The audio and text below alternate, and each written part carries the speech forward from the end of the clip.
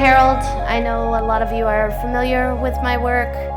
For those of you who are meeting me for the first time, I've been channeling consciously for about 20 years.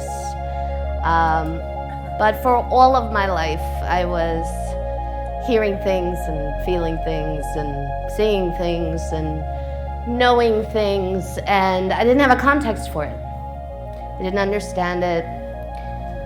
Oftentimes it felt distracting and overwhelming. I didn't really understand that it could be an experience that would support or contribute to my reality. And then in 1996, I found myself in a ball on the floor at the age of 29 years old, going through my Saturn return, my first Saturn return. And I was depressed and had gone through a very dramatic breakup and felt brokenhearted. And you know, the beautiful thing about heartbreak is it opens us all up. And in that very open space, I was hanging out with a dear friend one night who read tarot cards, as I also read tarot cards. I'd read tarot cards for years. I played with crystals.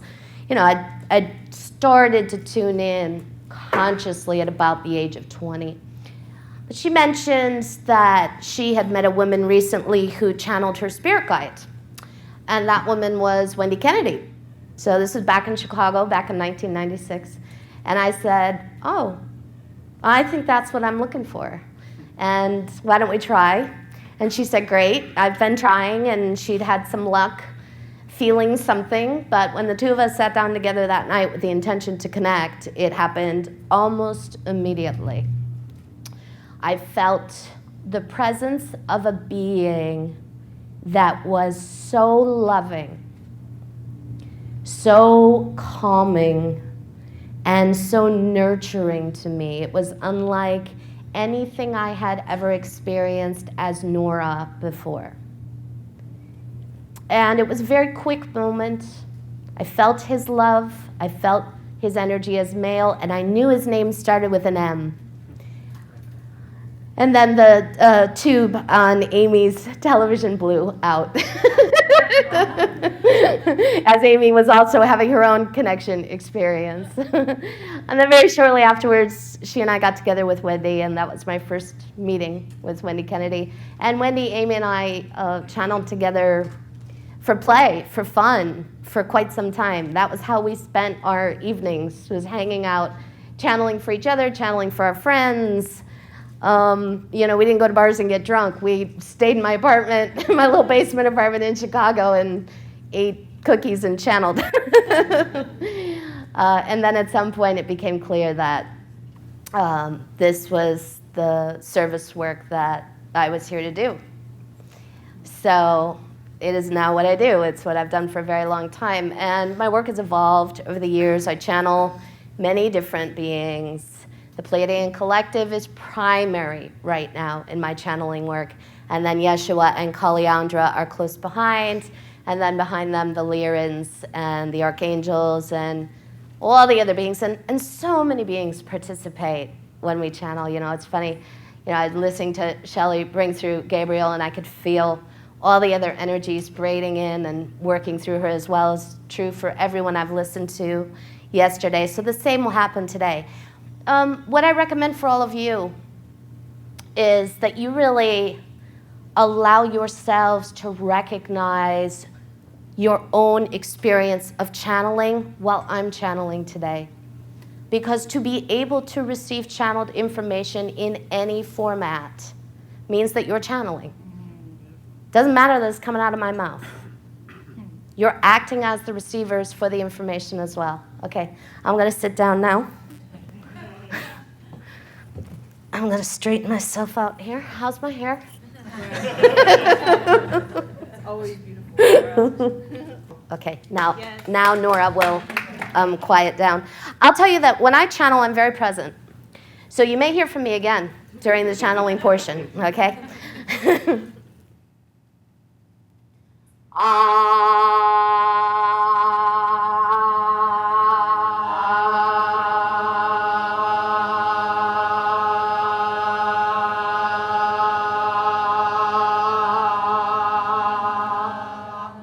Fantastic. Greetings. This is the Pleadian Collective. And as always, it is so wonderful to connect with all of you beautiful universal beings of light and love. Look at you all. Look at your beauty. Look at your light. Look at the beauty in the projection of your light bodies into your physical reality. See yourselves right now as the beautiful beings you are, both beings of light, beings holding physical density. Feel your bodies. Put your hands on your bodies. Yeah. Put your hands somewhere that particularly you don't like, all right? Find a place on your body that you perhaps might not think is so beautiful, all right? And just breathe and connect. This is your light. What you're touching right now is you, your light. You are love incarnate. You are nothing else. All around you is love incarnate. Nothing else. Doesn't matter what it looks like, feels like, the costume it's wearing. Love incarnate. The table, the chair, the ceiling, the walls, the air, the atmosphere, the Republican, the Democrats, the Illuminati, Yeshua, us, you, love incarnate. Love playing a game. That's all this is. And that's all there is to the idea of awakening from within. And as we look at all of you, what we see, all of you here in this room, all of you listening in, all of you tuning in at a later date, is you're already awake, right? Who in the room feels awake? Yes. And yet, you continue to awaken. Because this is the game. You wake up, you remember, right? You all remember that. Yes, you remember when you woke up? Everyone here had some sort of an awakening moment. It may have been very small, it may have been gigantic, it really doesn't matter. Every single one of you at some point came in awake, went back to sleep, because that's what happened for all of you. Most of the children coming in now, they don't have to go through this, you know. They're not going back to sleep as you all did. Sometimes they take little naps, all right? They forget for a bit of time who they are, and then it's very easy for them to wake themselves up and remember. But you all, you came into an incredibly dense environment, awake, and then went back to sleep because that was the game plan. That's the program.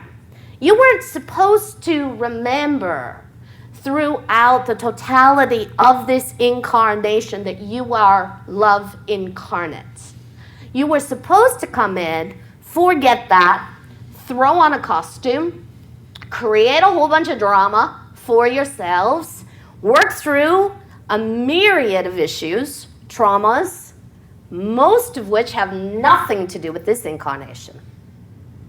All right, so think about that piece right now. Anytime you've given yourself something to work on in this lifetime, what you've also been doing, and the main reason you gave yourselves those things to work on, is you've been clearing up with yourselves all of these unhealed traumas from all of these other lifetimes that didn't happen in the past, that are happening right now, because all is now, right? Every version of you that you see as a past life version of you is truly existing right now in a moment in time, currently experiencing whatever pain, whatever loss, whatever grief, whatever anger, whatever hurt, whatever anguish, etc.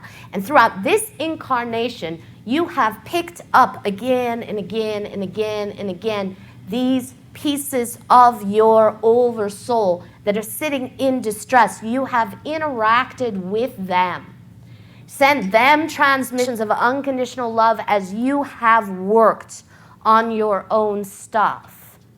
And suddenly you find yourself then to be a much more powerful, clear, and sovereign being. Ever wonder if there's intelligent life elsewhere in the universe? Well, I have. I've been wondering since I was a kid. My name is Reuben Langdon, and on March 29th, 2007, in the middle of the day, I saw a number of strange objects in the sky. Coincidentally, I was working on the film Avatar at the time, playing an alien. And ever since then, I've been on a quest. A quest to find out if aliens really do exist, and if so, are they here, with us?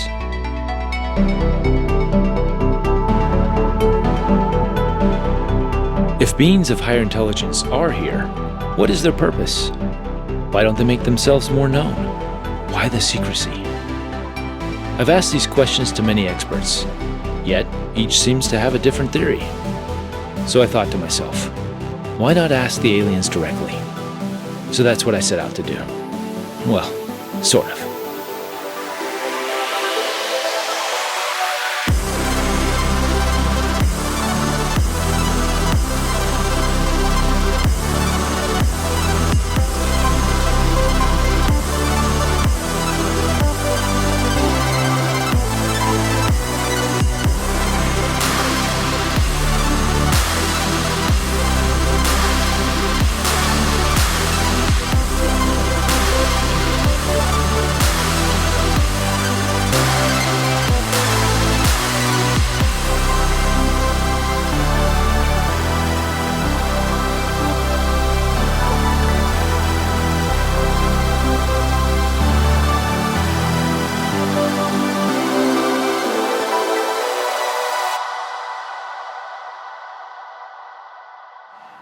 Nora, Reuben. here we are. Thank you for doing this second time, sort of. You're welcome. We've been filming you on and off here. Can you describe to me the process of what do you do and what kind of energies do you tap into, and then hopefully we can tap into them today. Sure. All right, excellent. So I do what's called direct voice channeling. I also translate.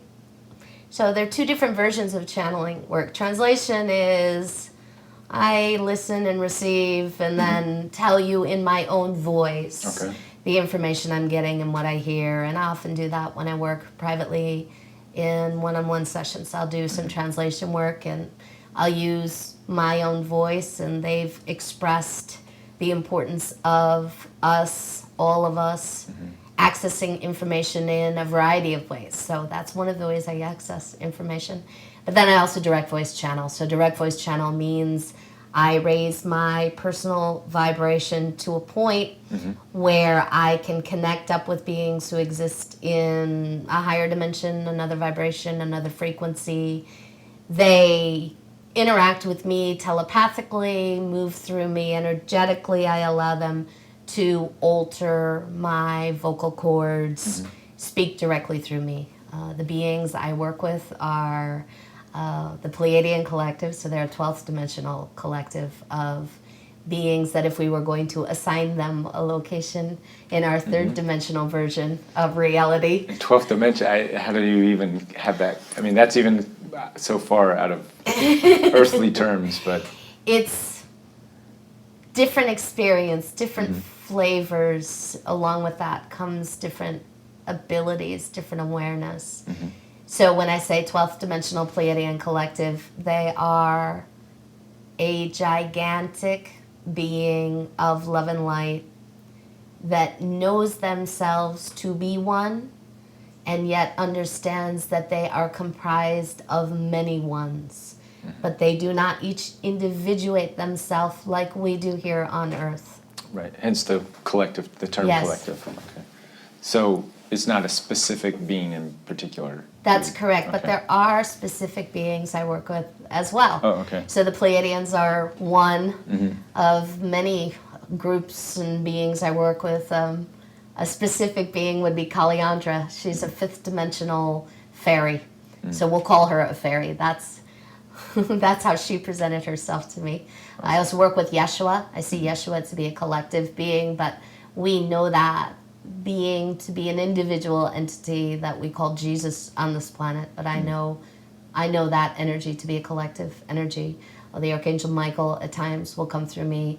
The Lyrans, beings from Lemuria, the Zetas have made contact with me. It's a very in-the-moment process for me, but the majority of the information I'm accessing at this time is coming from the Pleiadians, Yeshua, and Calliandra. Those are kind of the big three for me. And are you're present when Yes. in your awareness when this happens? It's not like you conk out and then you wake up and like, oh, what happened? Yes. Because I've seen that. I've seen people who have channeled and that's taken place. Yes, so what you're talking about there is trance channeling. Trance channeling. Yes, Okay. what I do is called conscious channeling and or semi-conscious channeling. And you can even see a difference in me when I'm fully conscious and then when I'm semi-conscious. So has that happened to you in the past? Yes, so the fully conscious channeling is more that, okay, I'm accessing the information, I'm going to give it to you right now. Reuben, they're telling me blah, blah, blah, blah, blah, blah, blah, blah, Okay. blah. Right? So that's almost like when you work with clients in that Yes. sense. Yes. Hearing it and kind of translating it. Yes, and then I will go into a semi-conscious state with clients as well, where then I allow the Pleiadians, Yeshua, or whomever in the moment to directly work through my body. I see. Wow. Is there? You must resonate with all the different frequencies, otherwise they wouldn't be coming through. But Yes. do you have a favorite? or can you not say because that'll? Do I have a favorite? Depends on the day. Yeah, it's really it's the Pleiadians, Calliandra, and Yeshua. I could not pick one of those out of the three. However, I'm aware that I have a very specific contract with the Pleiadians, and I believe that's why they're predominantly coming through right now. And I've really noticed that over the last year, especially when I go into the semi-conscious direct voice channeling state. It's mostly the Pleiadians transmitting, and then occasionally Yeshua, Calliandra, the others, Lyrans, Lemurians. In the past, there used to be more of a variety in my work, so I'm very aware that for now, maybe we'll say the Pleiadians are my favorite. I see. Sorry, Calliandra. I'm sure she understands. Oh, she understands, but she's like this right now. Well, maybe we can give her some time to voice as well. And in addition to being a channeler, or maybe this goes hand in hand, because you're also clairvoyant or clairaudient, or is that kind of one and the same? So, language is very interesting because we use it to help us understand. Sure. And label, and then we can often then limit and categorize. Right. Channels will use their clairvoyant, their clairaudient, their clairsentient abilities to help them access information. Right. Yes, I am also, as Nora, however, very intuitive, psychic, clairvoyant, clairaudient, clairsentient. Okay. That's a little bit different from channeling. Right. Yes, that's me using my own operating system. Okay. Yeah. So, and you have those abilities as Yes. well. Okay, awesome. Yeah, because Yes. I've talked with other, I guess, intuitive people, in quotes, where to me, and after hearing the process, it sounds like they were just tapping into like more channel type, well, it wasn't me, it was, I heard a voice and Yes. this is what I'm getting. And, most of the time it's accurate. So, but I just wondered how your operating system works. So, Yes, and really when it comes down to it, it's all information coming from source energy. Right. Whether you access it directly in your own body or you access it from a vibration or a frequency outside of you, we are all source, we are all that love energy incarnate. It's just fun to Right. get to do it different ways. That's Right. one of the gifts of being here on planet Earth. We get the variety Right. and the selection. And getting to that, and maybe this is a question later for the Pleiadians, but by giving it these labels, is that just more? Because I've noticed some people who are new to the intuitive side of things. They're feeling energies, they're hearing it, but maybe they don't know how to categorize them right, or is it even appropriate to categorize it? How does that all, when ultimately we're trying to get to a place where we're not labeling anything at all, how does that help us, and does that serve us? I think it helps initially to label, categorize, Right. to help the mental body catch up and understand what it is you're already doing in your emotional and energetic and physical bodies. And then once you achieve that level of understanding, it's very important to release the labels and the attachments and just be in the moment. Because then your mind has relaxed. So the mental body was really set up to filter out, the third dimensional mental body was set up to filter out all of this input, all of this information. Zoe, you're now part of the movie. Officially. So this is Zoe. Hey, Zoe.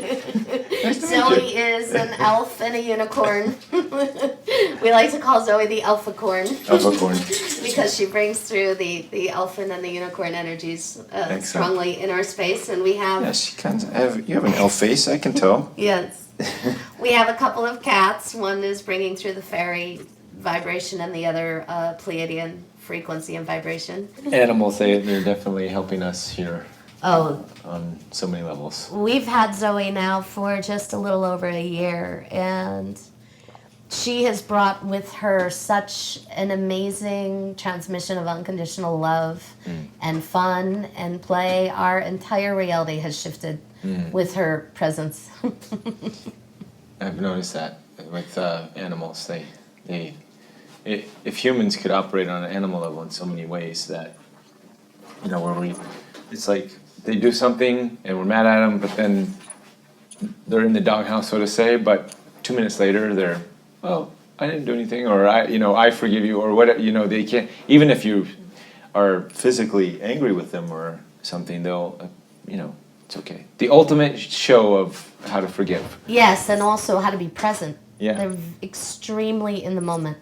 Yeah. They don't tie their moments together in the way that they do, in the way that we do, and they also don't filter out the information that our mental bodies filter out. Coming back around to that. Right. Thank you, Zoe. So I'm aware that Zoe and Izzy and Ursula, the Smurf, our cats, are always interacting with the beings that are present in our space. I see them watching the beings and seeing things that I can't access in the Right. moment. Excellent. Well, thanks, guys. Let us know if something pops in here. Maybe we'll catch it on film. Well, I guess the last question before we move in is when you were trying to find labels, I guess, or if you weren't even trying, but did they present themselves and say, I am such and such, I am Pleadian Collective, I am Calliandra? Is that how it happened, or were you able to? How did that come to you for each? So initially, energy? it wasn't that easy. Okay, yeah, that's what I Yeah. figured. There's got to be a story to this. With the Pleiadians, it was easy. Oh, okay. Immediately, I recognized the transmission from the Pleiadians as a Pleiadian transmission. Okay. I recognized it in my body in a visceral way. It was very clear to me that's who I was in contact with. And I'd been aware of the Pleiadian energy. So my mental body had already accepted the truth of the Pleiadian collectives and their work with us here on Earth. So when they made direct contact with me, my mental body didn't freak out and try to screen out that piece of information. It was see. clear to me. Now, many of the other beings that I've worked with, it's taken me some time to kind of work my way into discerning who it was I was connecting with. Now, when I say time, I mean perhaps a matter of minutes or hours. Yes. Okay. Wow. It's never been longer than that. Okay. And that's just, I guess, part of my operating system. Right. Calliandra, for instance, when she first made herself known to me, I felt a new being link up with me. I was preparing for a radio interview that night, and I could feel this really wonderful, playful presence, and immediately I knew it to be Fairy. So again, Nora had accepted Faeries. That was easy. I know this vibration to be Fairy. So I asked for a name, and I got the name initially Calliana. So I was Calliana. Oh, okay. playing with Calliana. I was like, okay, and I thought, no, that's not quite right. And then I got, it's Calliandra. Got it. As soon as I heard, felt, and that's really predominantly how I access information when I'm not in the semi-conscious direct voice channeling state. Okay, So like when in a dream state? when Nora's conscious and awake, and is when I choose to seek out information as Nora, meaning information I can't just read from a book or, right. I feel it and I hear it. I hear the words, I see it. I see it sometimes like words on a paper. I see the story. Very occasionally, I access more of my clairvoyant abilities, meaning I will see an image, I'll see some light, I'll see a story playing out in my mind's eye. So I heard the name Calliandra. I thought, okay, her name is Calliandra. And then I had to go outside and ground myself because I was working with a new vibration, a new frequency, and I found it actually really powerful and intense to work with a fifth dimensional being. So I was used to working with these very, very high vibrations and high frequencies, which were in some ways easier to work with because it's so, well, any of you listening right now, if you just take a breath, you can tune into that, that light, high vibration. Imagine it's like interacting with a cloud. Yes, gentle, easy, right. Calliandra was like interacting with a sledgehammer. Her energy was so powerful because she has more density to her vibration as a fifth dimensional being, so I had to go outside and stand on the ground. And then I came in and sat in front of my computer, and I thought, all right, I'm going to look up the word Calliandra and see what I find, because I like to also, if I can, back up my other dimensional information with third dimensional information. And I Googled the word Calliandra, and it's a plant called fairy duster. And I'd not ever heard that word before. Fairy duster. Yes. Nice. And it was such a moment of validation for me, which was great. I was going to go on the radio that night and introduce a new being, so how wonderful that I got that. Wow. Yeah. So the information you got was Calliandra Fairy. Yes. And then the validation was Calliandra, the name. Yes, so that took me a couple of hours to answer that question and discerning frequencies and vibrations. Sometimes when I'm working with a client and someone who's passed connects up with me, sometimes I'll feel immediately like, oh, this is their mother who's passed. And that's work that I don't do a lot of, but I do it occasionally when it's necessary. They will present themselves to me. And then typically I'll just ask some questions of the client. Where's your mother is usually how I'll start, as opposed to I've made contact with your mother. Sure. Yeah. Because that can be startling for somebody who's lost. Yes. Right off the bat. Yeah. Yes. But how about so-called dark energies, or even manipulating tricksters, or these kinds of what we see typically in the movies? Of actually this whole experience, channeling has kind of been made quite negative in our media, and with like what was it, The Exorcist and these kinds of things. Yes. So I've interacted, especially when I first started channeling, had a couple of interactions with energies that seemed to be wanting to guide and seemed to be wanting to give information. And so initially it was interesting, and then what I found happening was I started feeling afraid. Not of the being itself, but of the information they were giving me. It was causing me to feel afraid. Afraid that I wasn't going to have what I wanted in my life, afraid that I wasn't really powerful. So then I become aware, I'm accessing another vibrational energy that I don't want to be playing with. I see.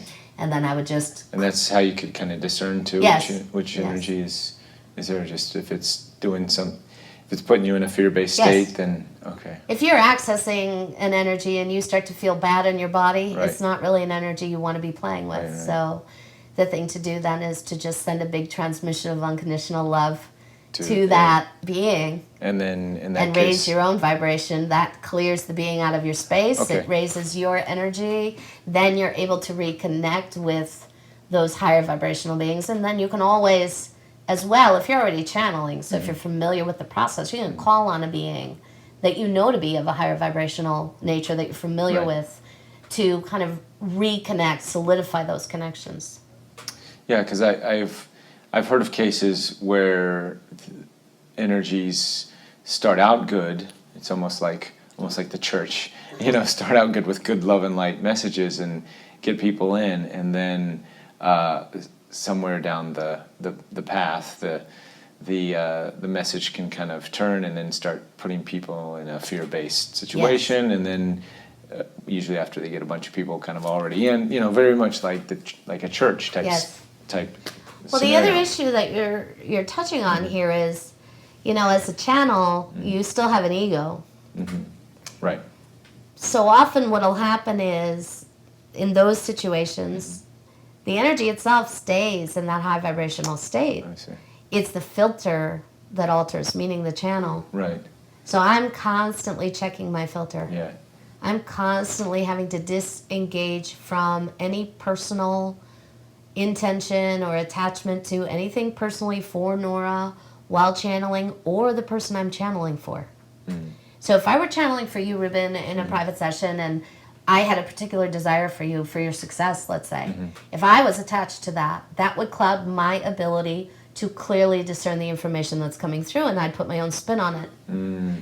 So what you're talking about, I think, in those cults that have come Yeah. up around channels and things like that, Right. it's, there's an imperative underneath that the channel is running for a prosperity issue or relationship issue or a sexual issue or whatever it is. Right. And suddenly the being is recommending everyone hand over their money, Right. when really it's the channel Right. speaking, Right. and the being has no control over that. Right. So that's the other wonderful thing about this co-creative work in channeling. I can only bring through what I allow myself to bring through. Mm-hmm. They can't force me to do anything. Right. So I can alter the message really anytime I want. Right. You really have to keep yourself in check, though. Yeah. And I have a lot of lessons that I've experienced in this lifetime to remind me to keep myself in check. Sure. Yes. I'm sure they're guiding and helping you do that as well. Yes. They As long are. as you're paying attention. Yes. Yes. And I guess when those others that we talked about probably aren't paying attention, or they're not, I'm sure those higher beings are probably screaming at them, and then the ego kicks in and Yes, and tunes them out. I think those things happen for karmic reasons, or because they've got trauma they haven't resolved, and that trauma begins to spin this tale. But the other thing you've got to look at here is anybody who gets pulled in by something like that, they are a co-creator in that experience as well. Sure. They are willingly handing over their free will Yeah. to that entity or that higher being, and that's their Right. lesson as well. So then the channel, who's bringing through the information in that way with their own perhaps distorted filter, is suddenly serving to offer this lesson to anybody who wants to hand over their free will and forget their sovereign. Man, so many people hand over that free will so easily. Well, we're also programmed to Yeah. be enslaved. Yeah. So we really, Is that a DNA programming, you think, or is that? it's in our genetic code. Is it originally? And Oh, it's wow. something that we're in the process of rewriting as we integrate our higher selves, Yeah. because our higher selves don't have that imperative to run the enslavement games. They don't have genetics, do they? Right? They're just. Right. Well, Right. they don't. Right. But as There's we're coding. integrating our higher selves into our third dimensional chakra system, our higher selves are interacting with our physical genetic structure.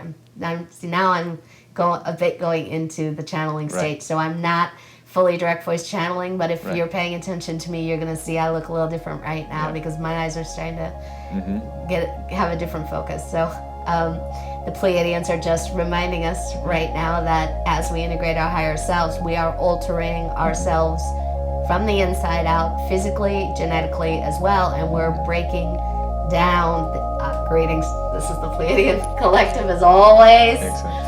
It's wonderful to have the opportunity to link up with you in this way. And we'll give you back Nora if you need her No, again this is a good transition. in a moment.